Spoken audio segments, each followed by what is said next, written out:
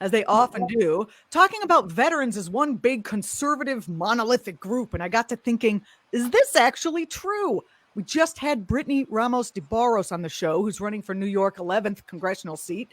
She is a veteran, and she is so progressive, she could actually be squad worthy. There's Tammy Duckworth in Illinois, Seth Moulton in Massachusetts, Ted Lieu, California, Mark Kelly, Arizona. I'm running out of breath. There's a lot more. So why does the discussion on mainstream media always treat these voices like a side note? What agenda does this serve? And what are progressive vets doing to organize against this? Joining us to discuss is Lene Mees de Tricht, an 8-year U.S. Navy veteran. I'm happy to have her here. She also served 2 years in the U.S. Coast Guard. Ms. de Tricht helps lead the Veterans Organizing Institute for Common Defense, the country's largest progressive veterans organization. Thanks for coming on the program today. Hey, Julianna. Thanks for having me. It is so great to have you here. And thank you. This narrative has been bothering me for a long time. How true is it that all vets are conservative? First, what's the percentage of vets that are not conservative? Well, it is absolutely false. We at Common Defense have 250,000 progressive veterans. That's our membership. So it couldn't possibly be less true. So yeah, and we are constantly doing progressive work. Well, that's great. But how many veterans are there in total? Is the question I like. Are they going to come back and say, yeah, but there's 50 million veterans that are, you know what I mean? Like how can we combat? They're going to come back at us with that. There's 4 more than you have, so we can continue this conversation. Oh, of course. But we combat that narrative by being loud and being doing actions and making actual progressive change. What are you guys fighting for right now? So right now, our big campaign for the last 5 years has been to end the forever war. Congratulations. Thank you. You did that. Good job. We sure did. And now we are pushing to have the entire bloody affair of the last 20 years investigated fully, not just the withdrawal. It's turned into a political hack show, to be honest. I had to watch the 2 most painful Senate hearing or congressional hearings I've ever sat through over the last couple of days. And why were they so painful? Just out of curiosity. I wasn't there. So. So hearings often are used by one side or the other as ways to forward their narrative.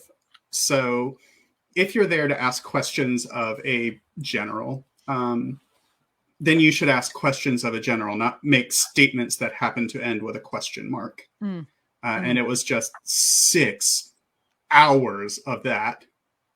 What are the agendas that both parties are trying to serve right now? Well, a lot of times people say, okay, this party's great on Social Security and this party's terrible on Social Security, but they both love war. Like, what are we talking about here? So in terms of in terms of ending the war, it's very clear that one party wanted to end the war and didn't want it to be as dynamic as it ended up being. And then one party was keen to stay there forever. Well, we can just assume that we already know who you're talking about. That's really interesting. So why were you there? I wasn't present. I was watching it on Twitter. You're just watching on Twitter. Yeah. Whew, that's much better than being, oh boy. Ooh.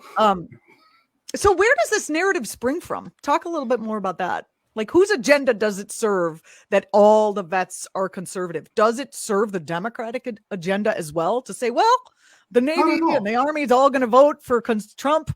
So not at all. Who does it serve? It absolutely serves the conservative agenda to put forward the idea that all vets are conservative. And this is because veterans as a group have a certain amount of social cachet. When we speak, people listen. And if you are the party of the troops, then you put yourself in a position where you have kind of a narrative dominance. And that certainly serves the conservatives, and it has been something that we've been training veterans to push back against for years now. That's great. When can I expect to see some progressive veterans, or even like the veterans who, they're just like anti-war veterans, they're veterans for peace, whatever, they might be outside of the two-party system or whatever. I want to see them on the Sunday morning shows being like, well, this is actually how veterans feel. When can we see that? I want that. So I definitely want that too. And we've had a few of those. We've had our own, one of our own co-founders, Perry O'Brien, has definitely been on national news, and several others. We are about, but we're also making changes in a more relational way, dealing with people more than necessarily like trying to get on CNN.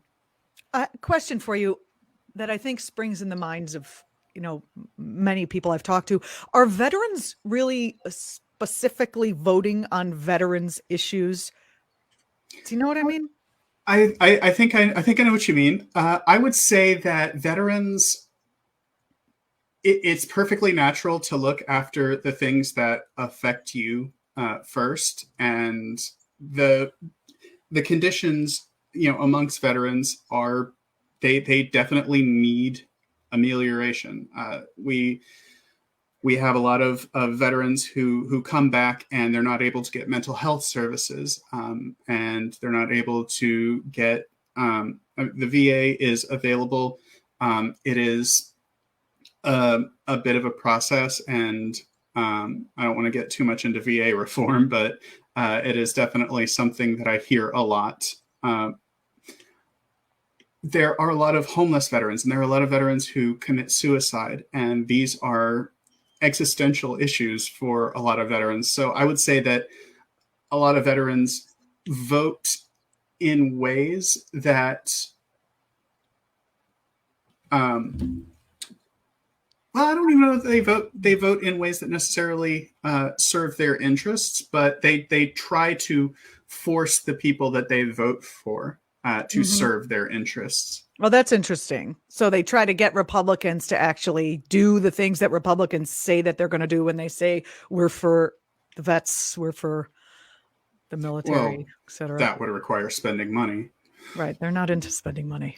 Well, they're into spending money on war machines that then they want you to fly and go, Sure. Okay. So they're not into spending money that doesn't go to defense contractors. Right.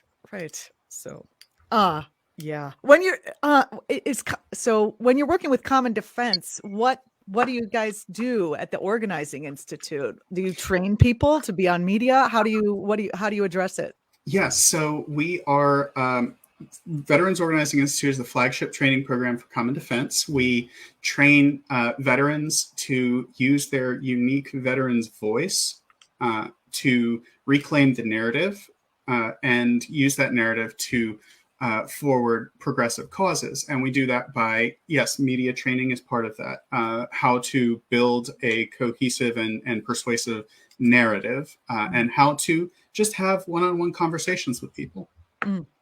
My God, I remember being in DC for something and being in the elevator with a bunch of veterans in their combat uniforms, going into lobby for something. And I made the assumption, I'm like, oh, they probably want, I don't know what, some something not progressive, but they weren't. They were in there for like, veterans, I think the VA and some other progressive things. And I was like, wow, how we've got to really push out there and put people out there to go against that narrative that is just in people's minds. I mean, how true is it? Are there, when you're in the military, is it mostly, is the assumption that, like, is it mostly people on the right? So in the military, it's obviously it has to be outwardly politically neutral, and we manage that very well. Within, there is a diversity of folks. So oftentimes, the military takes advantage of people in who are economically disadvantaged. So that's Right. poor communities, communities of color, and leans on them with promises of free college, and uses them as tools. So like we get people in the military from all across the political spectrum. That's good. That's good to know. I don't think people actually know that. Very interesting. What do you think that it would be important for Americans to realize about the progressive nature of this giant chunk of membership that Common Defense has, and how can viewers help the cause? So we definitely are always looking to grow the movement. So we you can go to commondefense.us, and if you feel so moved, you can donate there. You can go to commondefense.us/join and join our movement.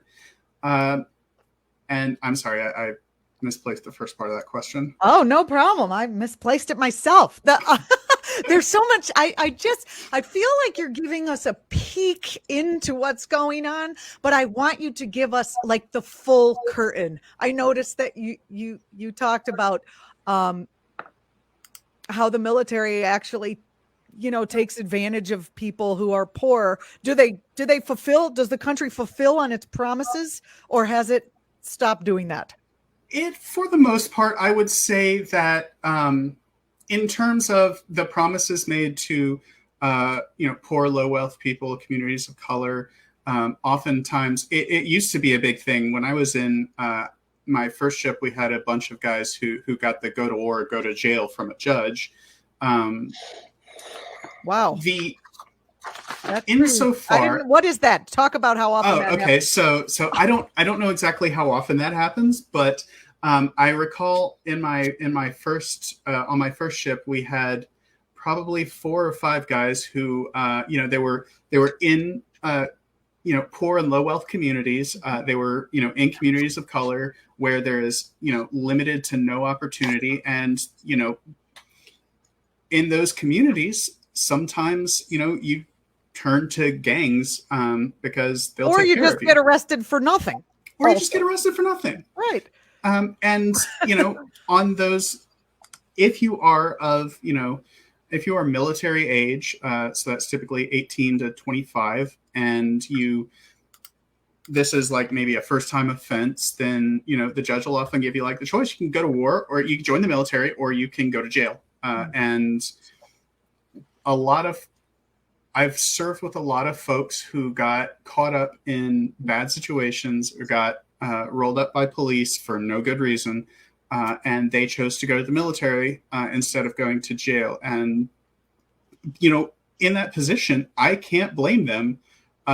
Going to jail, already makes an already terrible situation that much worse in terms of employment. Trying to claw your way out of that poor, low wealth black hole. And so in those terms, there's not no opportunity, and the promises that are made in terms of like the GI Bill, or healthcare while you're in, and right. VA benefits are for the most part kept at least on paper. I'm having trouble. I have something in my eye, as you could tell. And I also am having trouble processing that is legal, that you can say, a judge can say, go to jail or go join the military. I haven't seen it as much lately, so I think it's probably tapered off. But I don't know that for sure. Wow. I know, Lene, you have done some work for trans rights in the military. Can you talk about where we are at this point and what issues face that community? Well, so trans rights in the military was definitely a thing that. So I was kicked out of the Coast Guard after 2 years of service because I'm transgender. After Um, 8 years of Navy service. Is yeah, that right? so yeah, Yeah. I did 8 years in Yeah. the Navy, got out, and then joined the Coast Guard, and I did 2 years there. And when I came out as transgender, it was it was literally months before the DSM-5 kind of like took gender dysphoria out of its definitions, or out of its list of mental illnesses, and that started the long process of service members being accepted. And by the way, even then, it was up to the individual commander. I know a lot of folks whose commanders did not prosecute, didn't push the issue, didn't push for a discharge. So it's always been kind of a, you can't rely on anyone kind of mindset in the military. Obviously, over the last 4 years, we've had a president who has, well, the previous president made it, brought back the discrimination that I faced, and that was wrong, because trans people have served in the military, have always served in the military, will always serve in the military. And in fact, the military is the largest employer of transgender Americans that there is. Is that so? I did It not is. know this. Hi, Phil. Hi. Phil's on. I see you up there in our thing. That's our producer. I was just wondering if he was trying to get my attention, like your shirt fell off or you got the big piece of spinach in your tea. I don't know. Yeah, I saw him come on. I was like, oh. I know, like, well, is everything all right? Anyway, that's Phil. And I did say happy birthday to Phil on Wednesday, but I'm going to say happy birthday again to Phil. He's one of our intrepid producers behind the curtain. So happy birthday. I hope we do. He's actually only 26 years old. So producing this show has really takes it out of you. Yeah, really. Happy birthday, Phil. Oh my goodness. This is so funny. I'm dying. Gosh, I feel like we could talk more about all of these things, and I really appreciate you coming on the show. We have a couple of other things we want to cover, but again, your final words for people who are watching, who may be surprised that at the folks who are at the falsity of the narrative that's coming through regarding progressive veterans.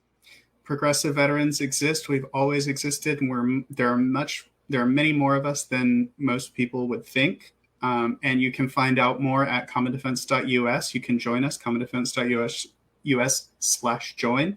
And if you want to get involved, you can go to commondefense.us/VOI and sign up for the Veterans Organizing Institute.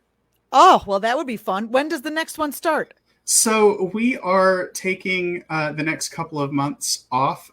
We are currently in the middle of a VOI cohort, and we are coming back in 2022 with just an aggressive training schedule. All right, you send those people who graduate my way, and we'll give them progressive vet airtime. I get that's that'll be great.